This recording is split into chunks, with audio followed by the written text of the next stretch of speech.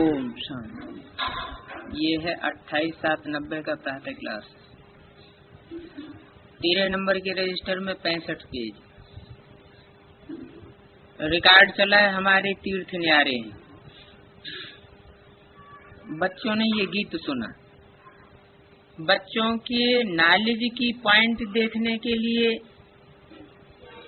कि कैसे अर्थ करते हैं, तो ऐसे ऐसे गीत निकाल करके फिर एक एक से अर्थ कराना चाहिए, क्योंकि इन गीतों को भी करेक्ट किया जाता है ना। बाबा ने समझाया है। ऐसे अच्छे गीत हैं जो कभी कोई फिक्रात में बैठा हुआ हो तो ये गीत खुशी में लाने में बहुत मदद करेंगे। कौन से गीत अच्छे बताए? सारे ही फिल्मी गीत।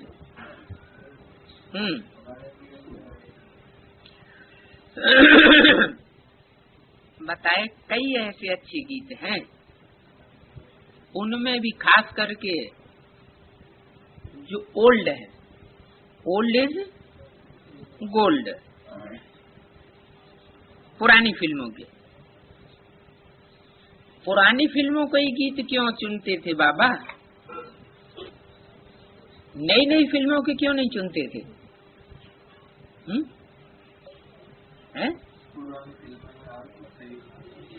क्यों? और जो नई फिल्में हैं उनमें अनर्थ होता है क्या? बनाने वालों में बुद्धि नहीं होती क्या? चरिये खरिये होते हैं क्या बनाने वाले?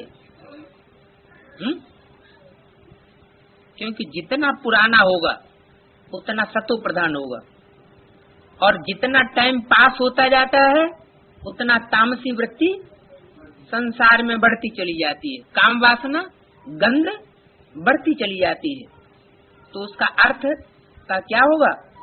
अनर्थ ही होगा। तो ये गीत बहुत मदद करेंगे। ये बहुत काम की चीज है। क्या? पुराने फिल्मी गीत तो जब बहुत काम की चीज है तो इसको अब वर्तमान में याद में जब बैठते हैं तो नए नए गीत क्यों लगाए दिए? पुरानी फिल्मों के गीत जो बाबा बजाते थे वो छोड़ क्यों दिए? बाबा तो कहते हैं ये बहुत अच्छी चीज है, काम की चीज है? उनको क्यों छोड़ दिया? उनको अर्थ नहीं मिला उसमें। उनको तो अर्थ लेने से और देने से कोई काम नहीं। उनको काम किससे है? नहीं। कुछ आत्मा ऐसी होती हैं जो परमार्थी होती है, और कुछ आत्मा ऐसी होती हैं जो स्वार्थी होती है।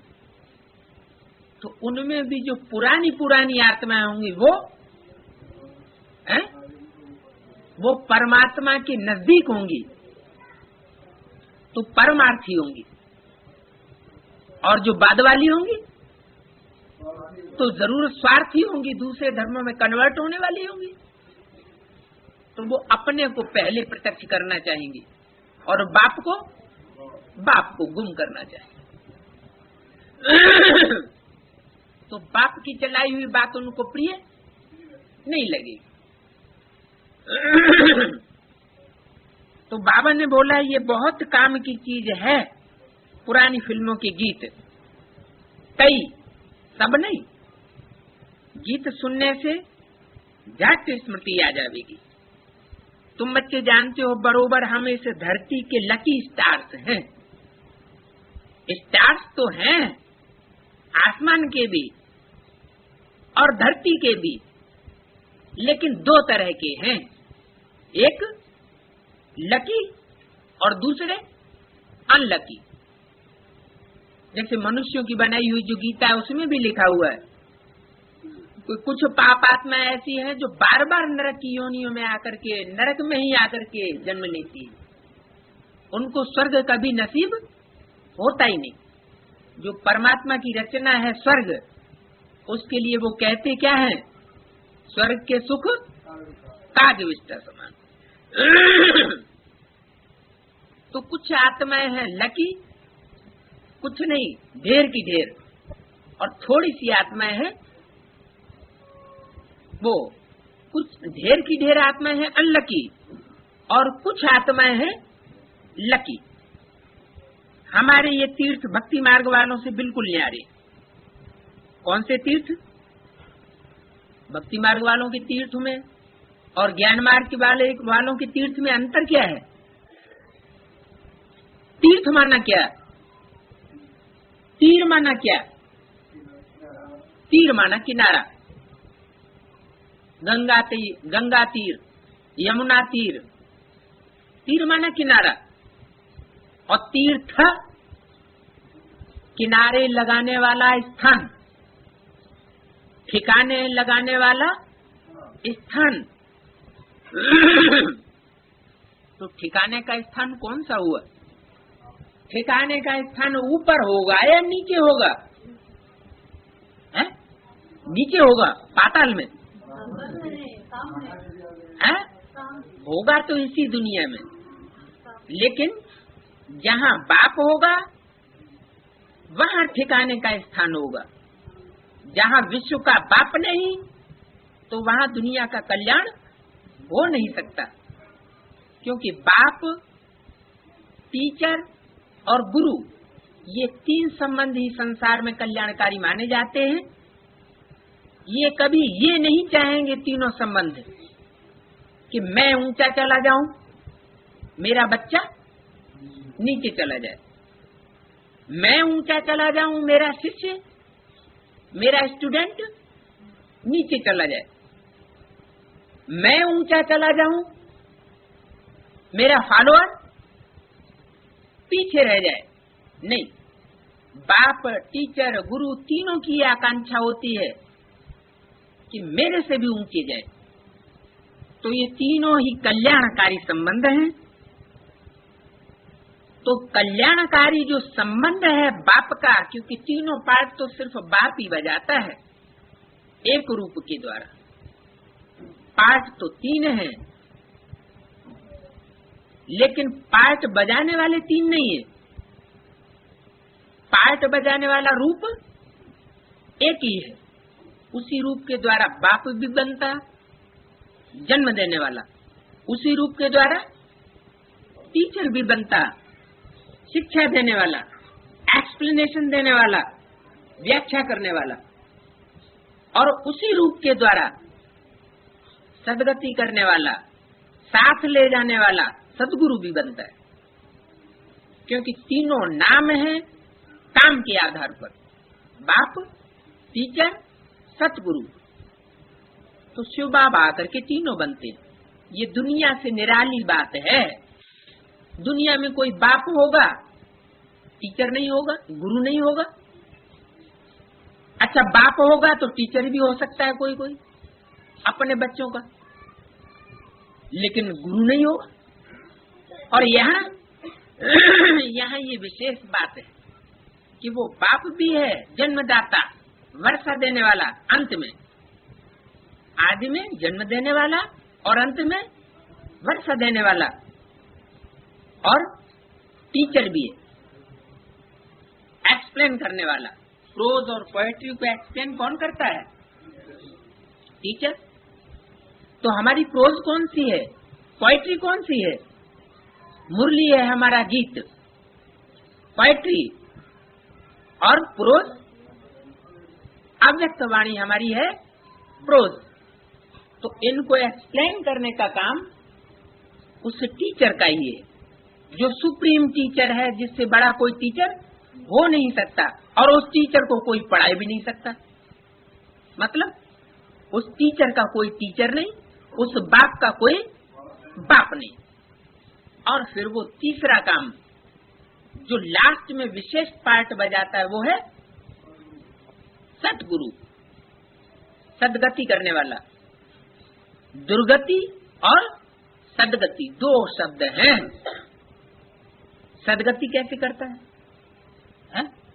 एक तरफ मुरली में बोला हुआ है ये शरीर सड़ते जाएंगे और आत्मा तुम्हारी पावरफुल होती जाएगी। तो शरीर सड़ते जाएंगे तो दुर्गति होती जाएगी। ज्ञान लेने से सदगति होनी चाहिए कि और ही शरीर सड़ता जाना चाहिए? ये दुर्गति हुई है, सदगति हुई? हाँ, आत्माओं का बाप है तो पहले क्या करेगा? आत्मा माना मन बुद्धि, मन बुद्धि की सदगति करेगा। ये मन बुद्धि की सदगति क्या होती है? मन बुद्धि की सदगति होती है संकल्पों की गति के द्वारा पहचानी जा सकती है। अगर मन बुद्धि रूपी आत्मा का रुझान देह और देह के संबंधों में ही लगा हुआ है, सुबह से शाम तक और शाम से सुबह तक, सोते समय भी स्वप्न में देह और देह के संबंधी ही याद आते, तो सदगति हुई? क्या कहेंगे? दुर्गति हुई। तो देखना है कि हम जिनके डायरेक्शन पर चल रहे हैं या जिनका संग कर रहे हैं, उनके संग का रंग का प्रभाव हमारे ऊपर ये तो नहीं हो रहा है कि दिन दुनिया में के संकल्प हमारी बुद्धि में बैठते चले जा रहे हो और जो पुरुषार्थ करना चाहिए उससे हम दूर होते जा रहे हो। तो दुर्गति तो नहीं हो रही है, सदगुरु द्वारा ही सदगति हो सकती है। तो पहली पहली जो सदगति की निशानी है कि सदगुरु बाप हमको पढ़ा रहे हैं, वो क्या निशानी हुई कि सदगुरु बाप मिलेगा तो जरूर बुद्धि सदगति की ओर होगी। माना बुद्धि में मनन चिंतन मंथन जरूर चलेगा। अगर हमने उस सदगुरु बाप को पहचाना है तो, नहीं तो नहीं चल सकता। दुनिया भी जितनी भी मनुष्य आत्माएं हैं वो इस सृष्टि रूपी रंगमंच पर आकर के नीचे गिरती हैं और अपने फॉलोअर्स को भी नीचे गिराती। एक सदगुरु निराकारी स्टेज में रहने वाला परमपिता परमात्मा साकार स्वरूप में होते हुए भी हमको ऐसी निराकारी स्टेज में ले जाता है कि हम निसंकल्पी स्टेज में रहना सीखते हैं और साथ साथ मनन चिंतन मंथन की स्टेज भी हमारी परिपक्व होती जाती। तो बताया कि ऐसा स्थान कौन सा है जहाँ हम किनारे लगे, ठिकाने पहुँचे। ऐसा तीर्थ कौन सा है जो न्यारा है भक्ति मार्ग वालों से? भक्ति मार्ग वालों के तीर्थ में और हमारे तीर्थ में क्या अंतर हुआ है? हाँ, भक्ति मार्ग वाले जो गुरु हैं या पंडे पुजारी हैं, वो जिस तीर्थ में ले जाते हैं वहाँ जड़ मूर्तियां रखी होती हैं। वहाँ कोई चैतन्य देवताओं के चित्र नहीं होते हैं। और हमारे तीर्थ ऐसे हैं कि जहाँ हम पहुँचते हैं, जो हम ठिकाने पर पहुँचते हैं, तो वहाँ चैतन्य मूर्ति होगी, चाहे वो भगवान की चैतन्य मूर्ति हो और चाहे देवता की चैतन्य मूर्ति हो। शंकर कहो या लक्ष्मी नारायण कहो या जगदम्बा कहो, उनको क्या कहेंगे? चैतन्य मूर्ति कहेंगे। तो हमारे तीर्थ न्यारे हैं। किस बात में न्यारे हुए? कि वो तो सिर्फ कहते हैं और गाते हैं कि हम भगवान के पास जाते हैं, भगवान के दर पर जाते हैं, लेकिन वास्तव में वो भगवान के दर पर प्रैक्टिकल में जाते नहीं। तुम हो पांडव सेना, किसके बच्चे हो? पंडे के बच्चे पांडव, ब्रह्मा के बच्चे ब्राह्मण, विष्णु के फॉलोअर वैष्णव। बच्चे के अर्थ में एक मात्रा बढ़ जाती है रचना के अर्थ में। तो पांडव माना किसके बच्चे? पंडे, पंडयति माना जो ले जाता है। कहाँ ले जाता है? तीर्थ में, सच्चे सच्चे तीर्थ में ले जाता है, जहाँ पहुंचकर हमारी मन बुद्धि रूपी आत्मा की सदगति जरूर होती है।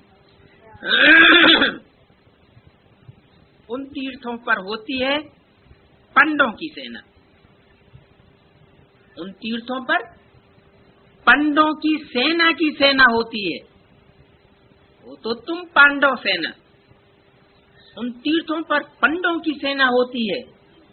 और यहाँ पंडों की सेना नहीं है, यहाँ पंडा तो एक ही है, यहाँ पंडों की सेना नहीं।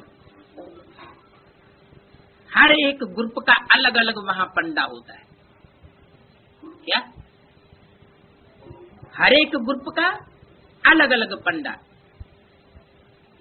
जितने धर्म पिता हैं वो सब क्या हो गए? पंडा हो गए। वो देहधारी धर्म गुरु वो सब पंडा हो गए अपने अपने ग्रुप के। जो ले जाते हैं उनके पास चौपड़े भी होते हैं। बाप दादे परदादे तरदादे सबके नाम बताते चले जाएंगे। कौन है? पंडे पूछते हैं तुम किस कुल के हो? उन पंडों से पूछते हैं, वो पंडे पूछते हैं। पहले आएंगे तो पूछेंगे तुम किस कुल के हो, फिर कुल पूछ करके नाम पूछ करके फिर दादे परदादे सबका नाम बताएंगे। हर एक अपने कुल वालों को ही लेंगे। दूसरे का कुल का होगा तो उसको नहीं ले जाएंगे। अगर दूसरे के कुल को कोई दूसरा ले जाए तो उन पंडों में आपस में लड़ाई हो पड़ेगी। हमारे चौपड़े में ये नाम, तो तुम्हारे चौपड़े में कहाँ नाम है, दिखाओ तुम कैसे ले आए, हमारे यजमान को तुम कैसे उठाए लाए। तो हर एक अपने कुल वालों को ही लेंगे। कितने पंडे लेकर के जाते हैं। बेहद में अर्थ क्या हुआ? ये सब भक्ति मार्ग में जो रस्में चल रही हैं वो फाउंडेशन कहाँ पड़ा? ब्राह्मणों की संगम युगी दुनिया में इस समय फाउंडेशन पड़ रहा है। वो भी पहाड़ पर तीर्थ यात्रा कराने के लिए ले जाते हैं। जड़ मूर्तियां रखी हुई हैं, वो पत्थर की हो या ट्रांसलाइट के चित्रों की हो, उन मूर्तियों का दर्शन कराने ले जाते हैं। चैतन्य तो वहां होता ही नहीं।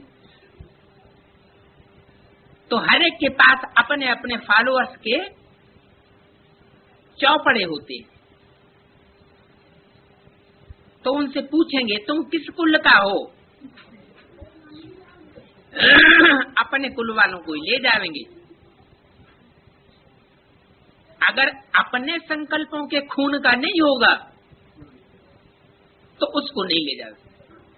देखेंगे थोड़ा भी इसका संकल्पों का खून हमारे से भिन्न पड़ता है तो उसको नहीं ले जाएंगे। तुम्हारा नाम है पांडव सेना, तुम तो हो रूहानी पंडे और वो है जिस्मानी पंडे।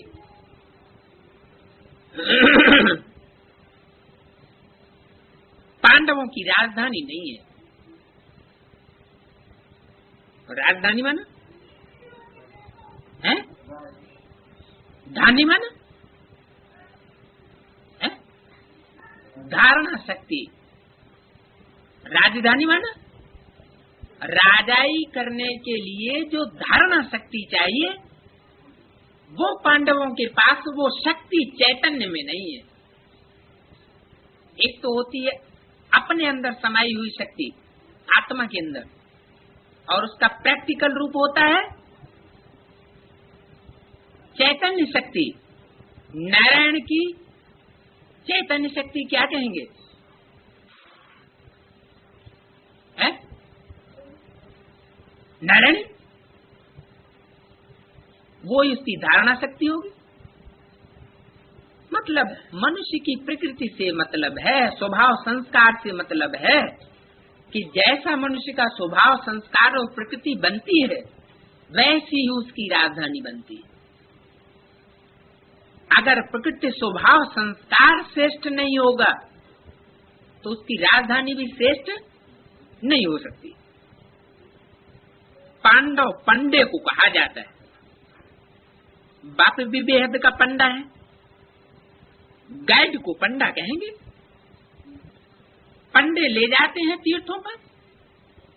कहाँ ले जाते हैं? तीर्थों पर।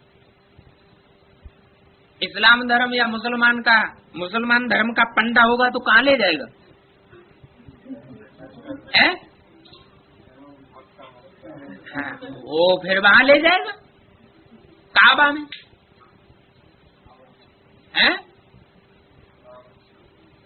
काबा नहीं कहना चाहिए, कहना चाहिए काबा। हाँ, ये क्या हुआ?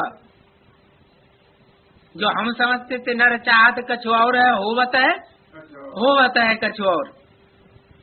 ये काबा, तो काबा में ले जाते हैं, या फिर अजमेर शरीफ ले जाएंगे। कहाँ ले जाएंगे? अजमेर। ब्रह्मा की मूर्ति कहाँ होती है भक्ति मार्ग में? अजमेर। अज माने बकरे और मेढ़ माने मेढ़ा।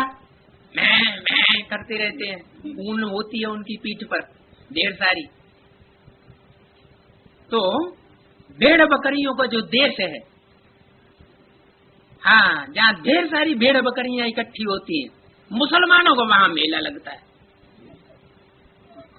मेला किसका लगता है? मुसलमानों का मेला लगता है। नाम ये मुसलमान, और किसी को नहीं मानेंगे।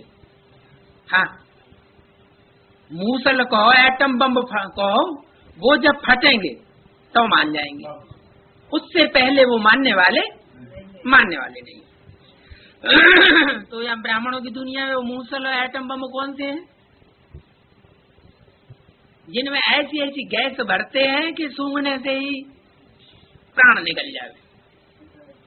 हाँ, तो ऐसे ऐसे निंदा रूपी बम फटते हैं, और ये इस्लामी सबसे पहले मरते।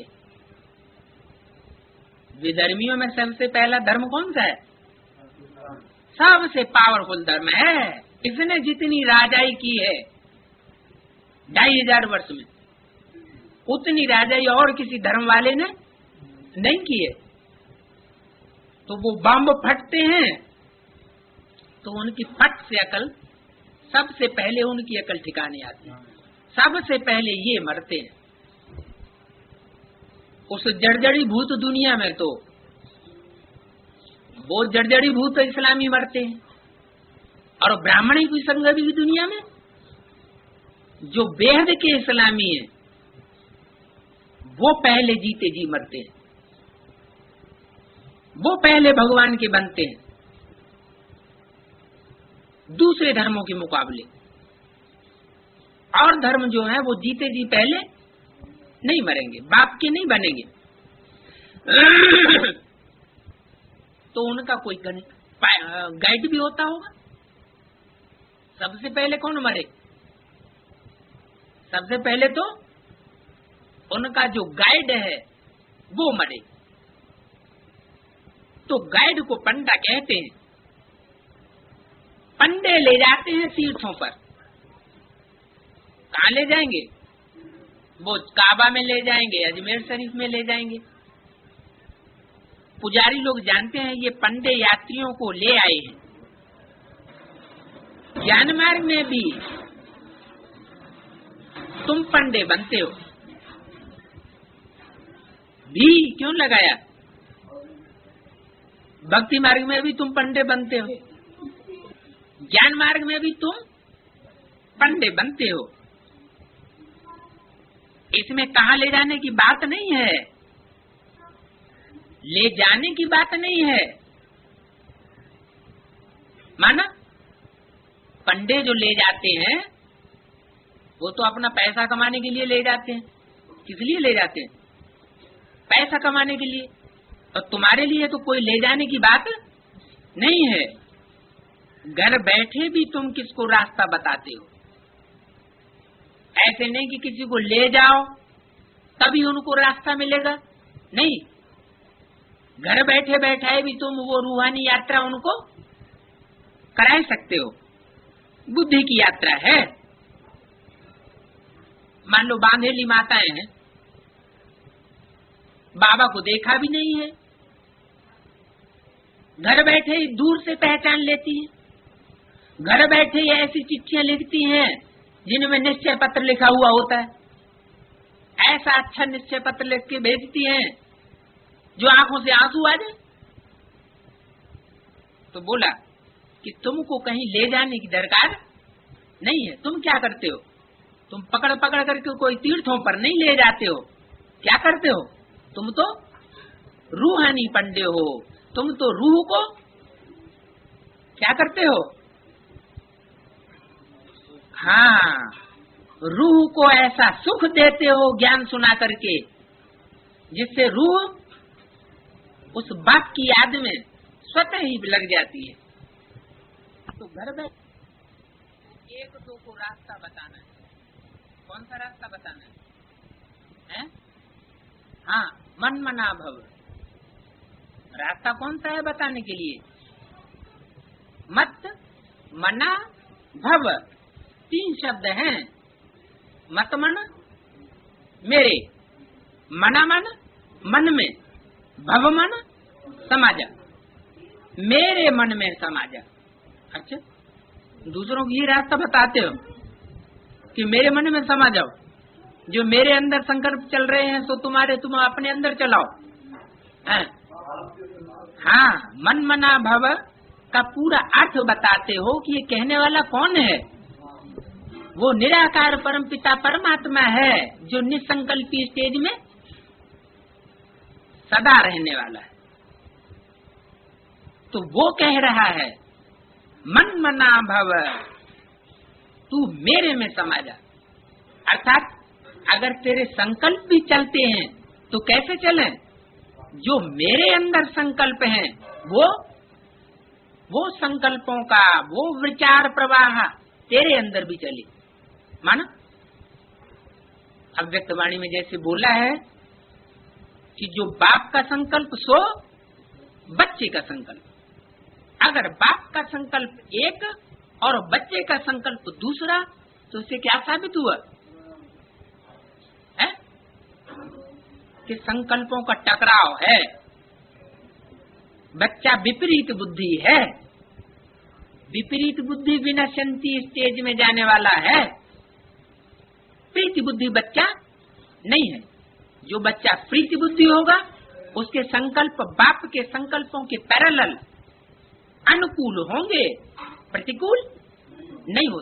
तो जब संकल्प तक अनुकूल होंगे तो वाचा और कर्मणा कैसी होगी?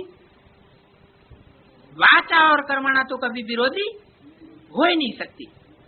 वो तो और ही स्थूल बात हो गई, बहुत बड़ा पाप हो गया।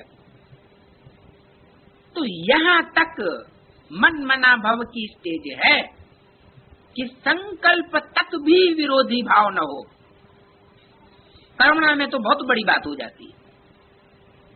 इसलिए पहले बाबा कहते थे कि भक्ति मार्ग में जो कर्म करते हैं उसका 1 गुना पाप चढ़ता है।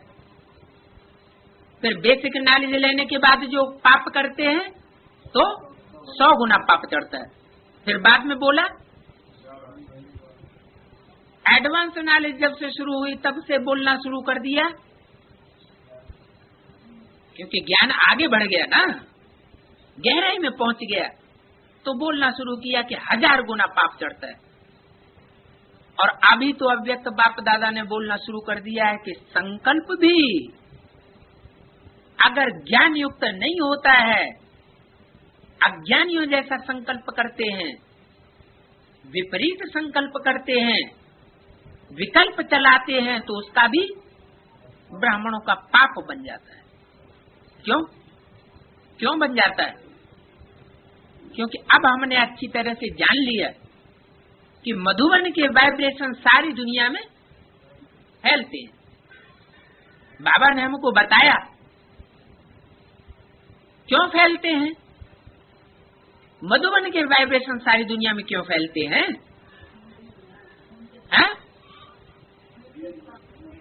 सब बीज वहां पर तो नहीं है, लेकिन जो सारी दुनिया का बीज है प्रजापिता, वो जरूर मधुबन में होगा। क्योंकि बाप उस बेहद के बाप में ही आता है और आकर के सारे संसार में प्रत्यक्ष होता है। बाप एक बेहद का है, रूहानी बाप, ज्योति बिंदु, सुप्रीम सोल, वो सिर्फ आत्माओं का बाप है। और वो आता किसमें है? प्रत्यक्ष किसमें होता है? आता तो चलो और में भी है, लेकिन प्रत्यक्ष होता है संसार के बीच प्रजापिता के थ्रू, जिसे दुनिया में दूसरे धर्म के लोग कहते हैं आदम, एडम, आदिदेव। उस आदि पुरुष को सारी दुनिया मानती है। तो दुनिया का बीज जो संकल्प चलाएगा उसका प्रभाव बच्चों के ऊपर जरूर पड़ेगा। तो बच्चों का फर्ज क्या है? जो बाप का संकल्प, सो बच्चों का संकल्प होना चाहिए। अगर बच्चों के संकल्प भी विपरीत चलेंगे तो घर में ही लड़ाई हुई कि नहीं है? घर में ही झगड़ा हो गया। और जब घर में झगड़ा होगा तो बाहर की दुनिया में, बाहर की दुनिया को छोड़ो, पहले ब्राह्मणों की दुनिया में जरूर होगा। क्या? हाँ, इसलिए बाबा ने ये इशारा दिया था कि अभी भले कुछ भी चल रहा है ब्राह्मणों की दुनिया में, लेकिन आगे चल करके बाबा सब ठीक कर देंगे। क्या मतलब हुआ? तो बाबा के हाथ में है क्या सब ठीक कर देना? बाबा के हाथ में है जरूर। तो तुम आराम से हाथ पे हाथ रख के बैठ जाओ। बाबा के हाथ में तो नहीं है। बाबा जी ये तो कहने की बात है। बाबा कहते हैं मैं भी ड्रामा के बंधन में बांधा हुआ हूँ। तो ऐसा क्यों कहा? 28/7/90 का प्रातः क्लास चल रहा था। 13 नंबर के रजिस्टर में 65 पेज, अर्थात मुरली का पहला पेज मध्य में बात चल रही थी मन मन अनुभव की।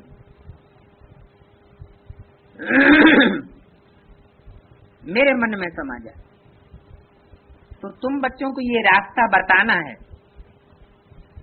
दूसरों को। अब ये रास्ता मन मन अनुभव का किसको बताना है? पहले घर का सुधार, फिर पर का सुधार। इस बात की गहराई को दुनिया वाले जल्दी नहीं समझेंगे, तो दुनिया वालों को हम संदेश देते फिर नहीं। पहले जो बाबा के बच्चे बन चुके और बन करके फिर वंचित हो गए, उन वंचित हुई आत्माओं को बाप का संदेश देना है। क्योंकि वो मन मनाभव की स्टेज क्या होती है उसका उनको पता नहीं है। जब पता ही नहीं है तो उस स्थान पर पहुंचेंगे कैसे? बुद्धि को कैसे पहुंचाएंगे? तो रास्ता बताना है मन मनाभव। तुम्हारे में भी बहुत होंगे जिन्होंने तीर्थ किए होंगे। कौन से तीर्थ? भक्ति मार्ग वाले तीर्थ। जड़ तीर्थ जहाँ जड़ मूर्तियां रखी होती हैं, चैतन्य मूर्तियां नहीं होती। बुद्धि में आता होगा बद्रीनाथ, अमरनाथ कैसे जाना होता है? कहाँ जाना होता है? बद्रीनाथ, अमरनाथ कैसे जाना होता है ये तुम्हारी बुद्धि में आता होगा। पंडित लोग भी जानते हैं कि कैसे जाना होता है। तुम हो रूहानी पंडित, ये तुम मत भूलो। तुम कोई जिस्मानी पंडित नहीं हो कि किसी को पकड़ पकड़ के और खींच करके ले आओ कि चलो तीर्थ यात्रा। नहीं, तुम्हारा काम क्या है? कोई भी आत्मा को बाप का परिचय देना, उसको पकड़ के खींच के लाने की बात नहीं है। जब किसी की बुद्धि में बाप का परिचय बैठ जाएगा और ये बुद्धि में समा जाएगा कि बाप प्रैक्टिकल में आया हुआ है, साकार सृष्टि पर साकार में आया हुआ है, निराकारी स्टेज में रहने वाला, तो वो आत्मा रुक नहीं सकेगी। वो स्वतः ही मन बुद्धि से भी आएगी तो तन से भी जरूर आने की कोशिश करेगी। मन बुद्धि वहां उसका होते हुए भी जैसे नहीं रहेगा, अगर बांधेली माता है, नहीं आ सकती है, तो भी मन बुद्धि से कहाँ बैठी होगी? बाप के पास। तो तुम ये बात भूलो मत। क्या बात? कि तुम हो रूहानी पंडे, किसी के जिस्म को खींच करके लाने की जरूरत नहीं है। वो पंडे क्या करते हैं? वो जिस्म को खींच करके ले जाते हैं, क्योंकि जानते हैं इसमें हमारे पैसे की कमाई होगी। तुम्हारा ये धंधा नहीं है कि किसी जिस्म को खींच करके ले जाओ, नहीं, उसकी रूह को तुम्हें खींच करके ले जाना है। दुनिया तो समझती है कृष्ण ने भगाया होगा तो कोई ऐसे ही भगाया होगा जैसे दुनिया वाले भगाते हैं, बाहर पकड़ ले जाते हैं। दुनिया वाले क्या करते हैं? बाहर पकड़ के ले जाते हैं, भगाते हैं। तो कृष्ण के ऊपर ये कलंक लगाई दिया कि उन्होंने कोई जिस्मों को पकड़ पकड़ के भगाया। नहीं, जब कृष्ण को योगी राज्य कहते हो तो उसके भगाने की गति भी तो विचित्र गति होगी ना। कौन सी गति होगी? हाँ, योग बल के आधार पर भगाया, तो ये तो कोई बुरा नहीं हुआ। जिस्म को भगाना ये तो देह अभिमान हुआ, लेकिन आत्मा को आकर्षित कर लेना, मन बुद्धि को अपनी तरफ आकर्षित कर लेना, ये तो अच्छी बात है या खराब बात है? अच्छी बात है। तो रूहानी बच्चों का भी काम है किसी रूह को ऐसी आदत देना कि वो रूह इतनी खुशी में आ जाए कि वो बाप के पास घर बैठे ही पहुंच जाए। घर बैठे भी तुम किसको रास्ता बताते हो? हम पुरुषोत्तम संगम युगी हैं क्या? हम कोई वो कलयुगी पंडे नहीं हैं, हम हैं पुरुषोत्तम संगम युगी। पुरुषोत्तम संगम युगी क्यों कहा? जिस युग में पुरुषों में उत्तम बनाया जाता है, तो परमात्मा बाप आएगा तो इस बात का एहसास कराएगा ना कि जितने भी पुरुषार्थ करने वाले पुरुष माने आत्माएं हैं, उन आत्माओं में हम उत्तम हैं और दूसरे उतने उत्तम नहीं है। ये अपनी आत्मा को महसूसियत हो जाए, उसका नाम है पुरुषोत्तम युग। कैसा? पुरुषों में उत्तम बनाने वाला युग, अपने को भी महसूस हो और साथ साथ दूसरी आत्माएं भी अभी नहीं तो कल ये एहसास करें कि हमारे से इनका पुरुषार्थ श्रेष्ठ है। तुम बच्चों को एक ही बात बुद्धि में है कि हम मुक्ति के पंडे हैं। क्या? किसी को बंधन में बांधने वाले नहीं हैं। परमात्मा बाप आया हुआ है तो अनेक बंधनों से छुटाने वाला है या अधीन बनाने वाला है? वो तो छुटाने वाला है, राजाओं का राजा बनाने वाला है। राजा आधीन होता है, स्वाधीन होता है या आधीन होता है? स्वाधीन होता है। राजा किसी के अधीन नहीं हो सकता। जो आधीन होता है वो कभी अधिकारी नहीं हो सकता। तो बाबा तो हमको राजा बनाने के लिए आया, और ये देहधारी धर्मगुरु ये तो आधीन बनाए देते हैं। तो कि बाबा हमको मुक्ति धाम में ले जा करके फिर नई दुनिया में आएंगे। तुम नंबरवार पुरुषार्थ संसार पंडे हो, एक जैसे पंडे तुम भी नहीं हो। पंडे भी अनेक प्रकार के होते हैं। तो कोई तो ऐसे पंडे होते हैं कि वैश्यालय का रास्ता भी बताते हैं। वैश्यालय किसे कहा जाता है? कल किसी ने पूछा था वैश्यालय किसे कहा जाता है?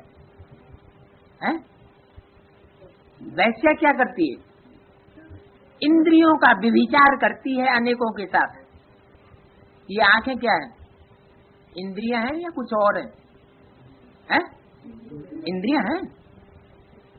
इस भारत के देश में जहाँ ये गायन चला आ रहा है जन्म जन्मांतर से कि सीता सावित्री जैसी कन्याएं माताएं पर पुरुष के सामने आंख उठा के भी नहीं देखती थी। उसी भारत में इन देहधारी पंडे धर्म गुरुओं ने क्या करवा दिया है? जो अंग सबसे जास्ती धोखा देने वाला है, इंद्रियों में सबसे जास्ती धोखा देने वाले इंद्रिय कौन सी है? आंखें। ये इंद्रिय ही काम विकार की निमित्त बनती, ये इंद्रिय ही क्रोध की भी निमित्त बनती, यही लोभ मोह आदि दूसरे विकारों की भी पहले निमित्त बनती। तो उन आंखों को बस में रखना चाहिए कि और हर जात जाति के संग के रंग में रंगने के लिए छोड़ देना चाहिए? बस में रखना चाहिए। जबकि बाबा ने 20 मुरलियों में ये बात बताई हुई क्या कि आंखें सबसे जास्ती धोखा देने वाली। तो कोई तो वैश्यालय का रास्ता भी बतलाते क्या? पंडे भी भांति भांति के होते हैं, वहां ही वो है यात्रा और वहां ही फिर जहन्नुम में जाने की यात्राएं कराते। भक्ति मार्ग में भी ऐसा होता है तो ज्ञान मार्ग में भी ऐसा होता है। भक्ति मार्ग वो पंडे ले जाएंगे तीर्थ यात्रा पर और बैठाए देंगे जाकर के वैश्या के पास, वहां वैश्याएं भी बैठी रहती हैं। तो जहन्नुम नरक में जाने का रास्ता बताते हैं, यात्रा कराते हैं। तुम तो फर्स्ट क्लास पंडे हो क्या? तुम किसी को ऐसा कोई रास्ता नहीं बताते हो या कोई ऐसा इशारा नहीं देते हो कि चलो ऐसी जगह, सबको पवित्रता का ही रास्ता बताते हो। कहाँ चलो? मन बुद्धि को कहाँ दौड़ाओ, कहाँ पहुँचाओ? बेहद के माता पिता के पास, बेहद के बाप के पास। सबको पवित्र रहना, दृष्टि बदल जाती। तुमने प्रतिज्ञा की है कि हम सिवाय एक के और कोई को नहीं याद करेंगे। याद करना है किसको? एक को। बाबा हम आपको ही याद करेंगे। क्या ऐसे नहीं कि मुख से कहें याद करना है एक को है? और बुद्धि में माला फिरे तो अनेक मड़कों को गिनने लगे। नहीं, वो क्या करते हैं भक्ति में? याद करने परमात्मा को बैठते हैं, अब बुद्ध रूपी हाथ डालते हैं गौमुख में। कौन से मुख में? जो गैया का मुख है, वो गैया का मुख उनको बड़ा प्यारा लगता है। बुद्ध रूपी हाथ उसमें डाल देंगे। अरे बुद्ध रूपी हाथ कहाँ डालना चाहिए? किसको याद करने में डालना चाहिए? शिव बाबा को याद करने में। तो तुम तो फर्स्ट क्लास पंडे हो, तुम कोई ऐसे वैसे नहीं हो। तो सबको पवित्रता का ही रास्ता बताते हो, सबको पवित्र रहना है, तो दृष्टि बदल जाती है ना। तुमने प्रतिज्ञा की है हम सिवाय एक के और कोई को याद, हम गौमुख को भी याद नहीं करेंगे। गौमुख कहाँ दिखाते हैं? कहाँ दिखाते हैं गौमुख? भूल गए? अरे हाँ, जहाँ से गंगा, ज्ञान की गंगा ऊपर से नीचे उतरती है तो वहाँ गौमुख दिखाते हैं। पहले वो बनाए दिया गौ का मुख। गंगोत्री स्थान नाम है, गंगा जहाँ से उतरी नीचे मैदान में आई। गंगा कौन से स्टेट की यादगार है? यूपी की यादगार है गंगा, पतित पावनी गंगा। दूसरे किसी राज्य की यादगार नहीं है। तो गंगा उतर के ऊंची स्टेज से उतर करके कहाँ आई? मैदान में, बैटलफील्ड में। अव्यक्तवाणी में यूपी के लिए क्या बोला है? हैं? यमुना का उतना गायन नहीं है पतित पावनी के लिए। यहाँ पतित पावन बाप की बात हो रही है। तो बैटलफील्ड में आती है तो अव्यक्तवाणी में ऐसा क्या बोला हुआ है?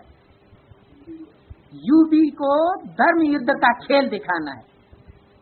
क्या धर्म युद्ध का खेल दिखाना है तो जरूर पावरफुल होगा जो ये खेल दिखाएगा। ये ईयर पियर अपना देखो जाकर के रिसर्च करो।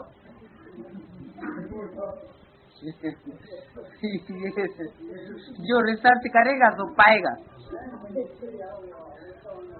ये डेट और ये महीना और ये ईयर ये याद रखने का काम नहीं है। कोई आदमी बोलता है तो उससे पूछने लगा जाए कि ये कौन सी वाणी में बोला, किस डेट की वाणी में बोला, किस वर्ष ये बोला। अरे बोलने वाला सच्ची बात बोलेगा तो एक एक दिन बताएगा बैठ करके, महीना बताएगा, वर्ष बताएगा कि कब बोला। सच्चाई तो कभी भी बोली जा सकती।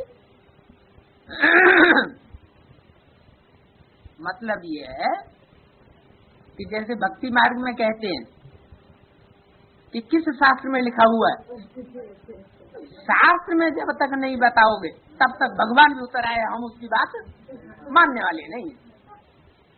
तो बताओ किस शास्त्र में लिखा हुआ है, कौन सी डेट में लिखा हुआ है।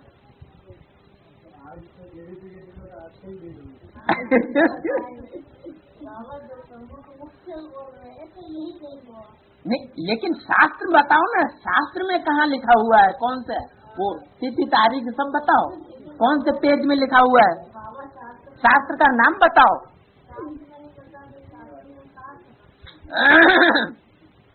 तो बाबा हम आपको ही याद करेंगे, आपके सिवाय और किसी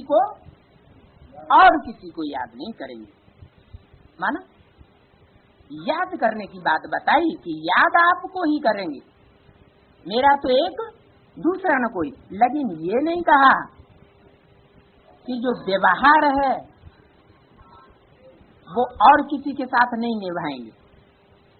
जब परिवार है तो माँ के साथ भी बच्चे को किस व्यवहार से चलना चाहिए, भाइयों के साथ भी किस व्यवहार से चलना चाहिए, और बहनों के साथ भी किस व्यवहार से चलना चाहिए, कैसे एक दूसरे की बात माननी चाहिए। एक ने कही दूसरे ने मानी, तो इन बातों का जरूर ख्याल रखना पड़े। बाकी याद सिर्फ एक को करना है।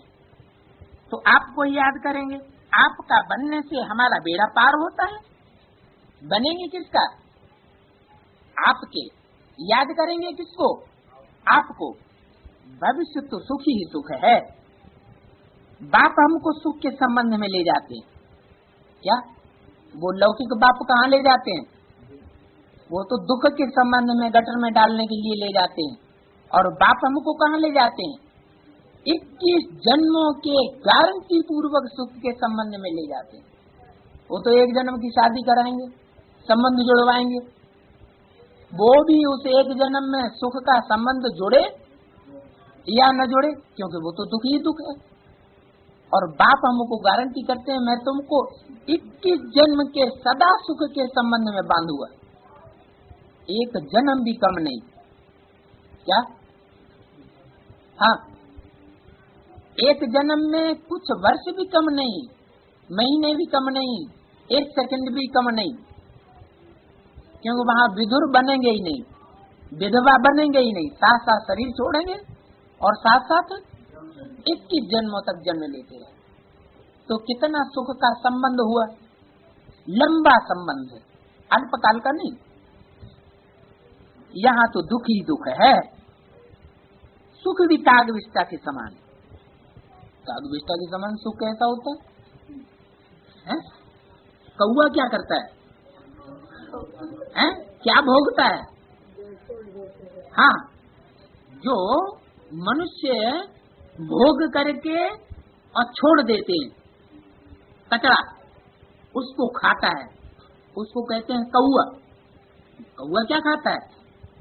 दूसरों की गंध खाता है, और उस गंध से जो कुछ निकलता है बचा हुआ कचरा, कौआ जब गंध खाता है तो उस गंध में से भी वो रस खींच लेता है, जिससे कौए का खून बनता है।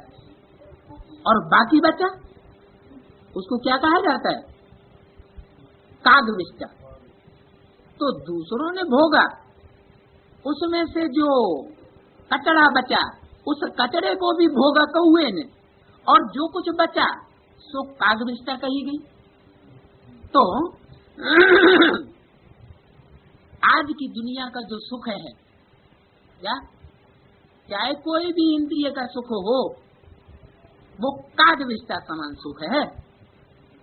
तुम पढ़ते ही हो नई दुनिया के लिए, क्या कहाँ के लिए पढ़ते हो?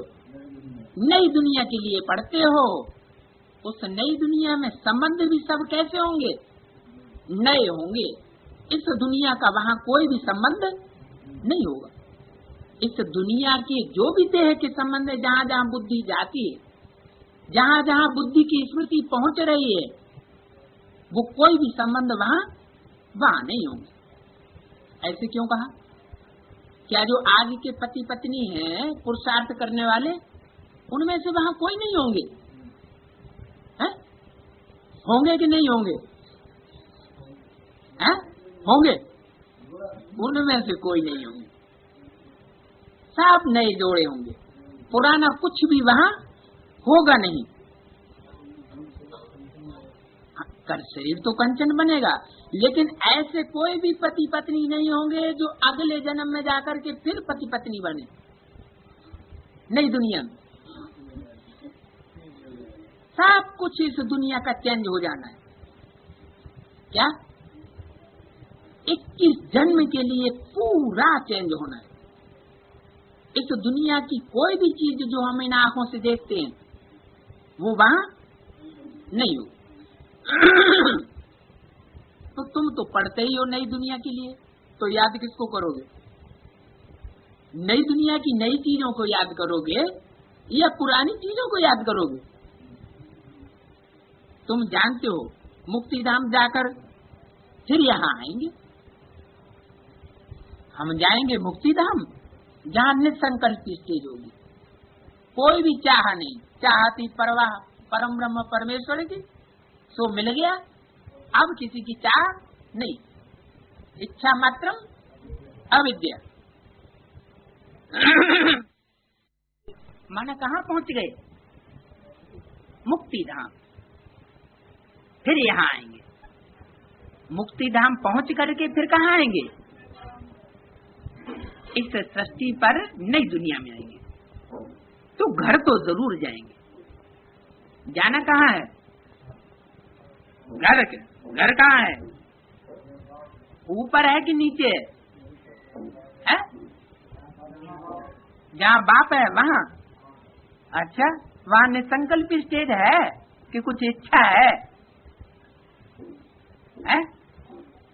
कुछ इच्छा विच्छा तो नहीं होती है घर में आकर के कि कुछ देखें सुने?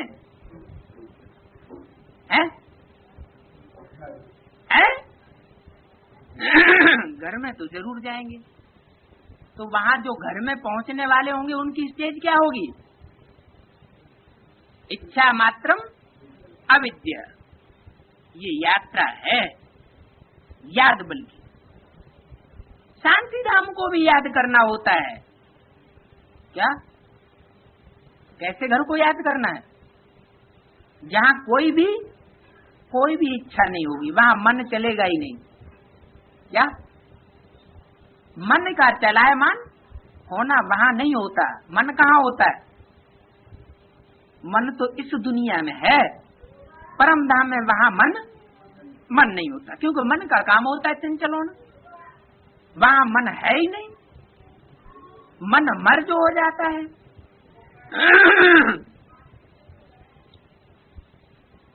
तो शांति धाम को भी याद करना होता है, बाप को भी याद करना होता है। घर को भी याद करो तो घर में रहने वाले घर वाले बाप को भी याद करो। बाप के साथ ऑनेस्ट भी चाहिए। क्या क्या चाहिए? ऑनेस्ट माना है? ऑनेस्टी माने क्या? वफादारी, ईमानदारी। बाप कहते हैं ऐसे नहीं कि मैं तुम्हारे अंदर को जानता हूँ, कि तुम क्या चाहते हो क्या नहीं चाहते हो। नहीं, मैं तुम्हारे अंदर को नहीं जानता हूं। कौन से बाप कहते हैं? साकार बाप कहते हैं, मतलब निराकार बाप जानते हैं एक एक के अंदर को, 500 करोड़ के अंदर को जानना, यही उनका धंधा है?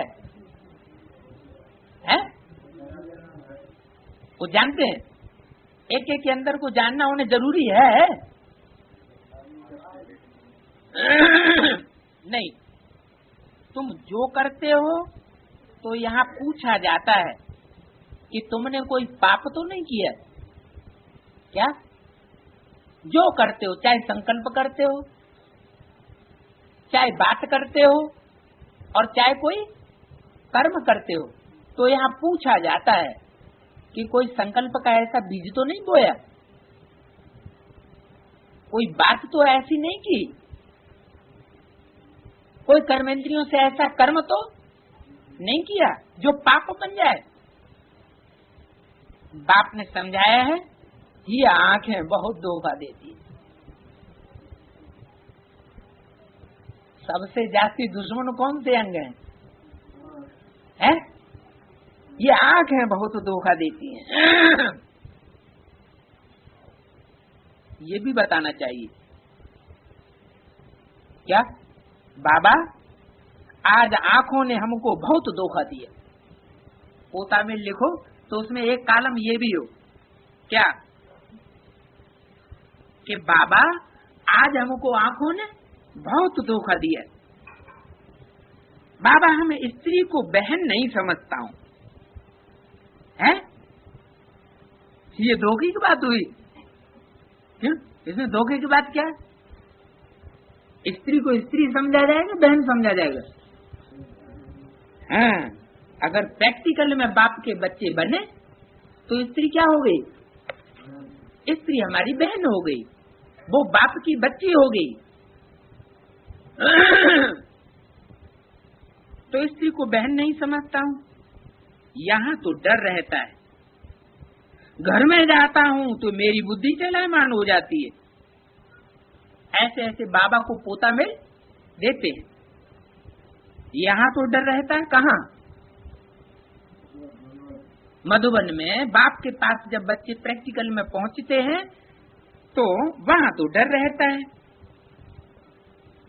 लेकिन बाहर जाता हूँ तो बुद्धि चलायमान हो जाती है। बाबा, ये हमारी बड़ी भारी भूल है कि घर में रहता हूँ तो आत्मा आत्मा, भाई बहन, भाई भाई, भाई बहन की स्टेज रहती है, और घर में जाता हूँ तो दुनिया वालों का संग के रंग में आने से बुद्धि चलायमान हो जाती है। तो क्षमा करो बाबा, ये भूल अब हम दोबारा नहीं करेंगे। बाबा कहते क्षमा की इसमें बात ही नहीं। ये जो तुम करते हो चलायमानी, ये तो दुनिया में मनुष्य करते हैं। आज की दुनिया ऐसी है, ये भाई बहन को नहीं छोड़ता कुदरती में, बाप बच्ची को नहीं छोड़ता, मामा भांजी को नहीं छोड़ता, गुरु अपनी चेली को गंदा करता है, टीचर अपनी शिष्य को शिष्या को गंदा कर देता है। ये तो उस दुनिया की बात है, या तुम्हारी इस ब्राह्मणों की पुरुषोत्तम संगम भी दुनिया की बात है? कहाँ करते हैं ये काम? है? दुनिया में करते हैं। कोई ने चमाट मारी, अच्छा माफी मांगी, काम खलास। ऐसे माफी मांगने में देरी थोड़ी ही लगती है।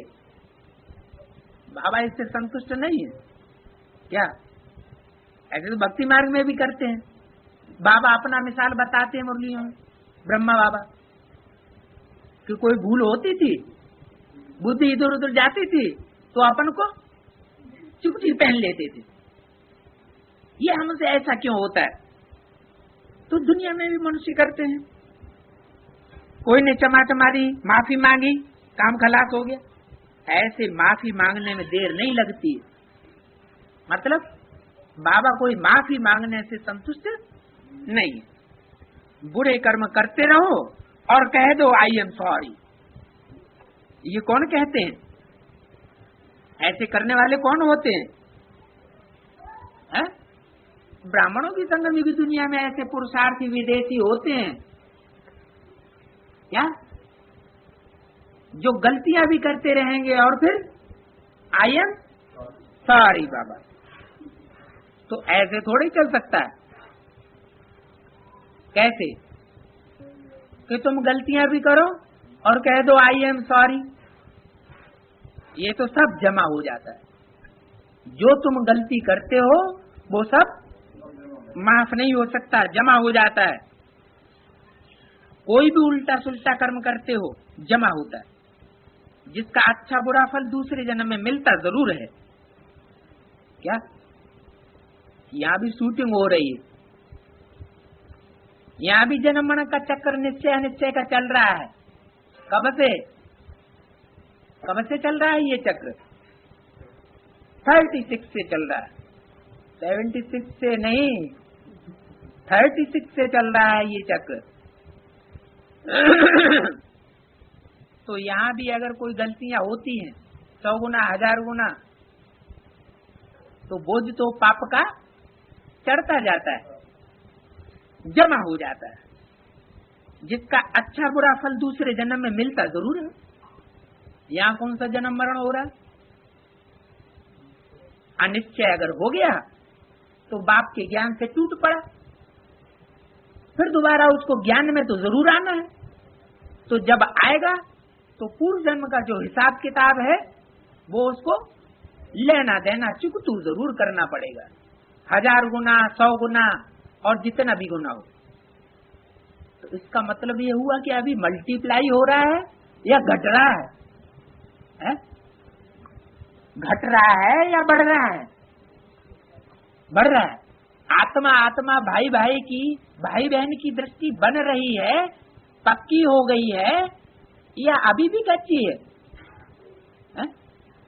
अभी वर्तमान स्टेज क्या है ब्राह्मणों की?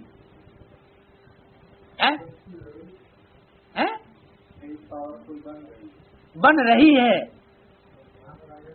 बन रही है। इसका मतलब बनी नहीं है, माने मल्टीप्लाई हुई पड़ी है। अच्छा, तो जो जमा होता है, जिसका अच्छा या बुरा फल दूसरे जन्म में मिलता जरूर है, वो भोगना जरूर पड़े। क्षमा की बात नहीं है। ये अच्छे धर्मराज बाप आए हैं, क्षमा नहीं करते। जो जैसा करते हैं ऐसा पाते हैं।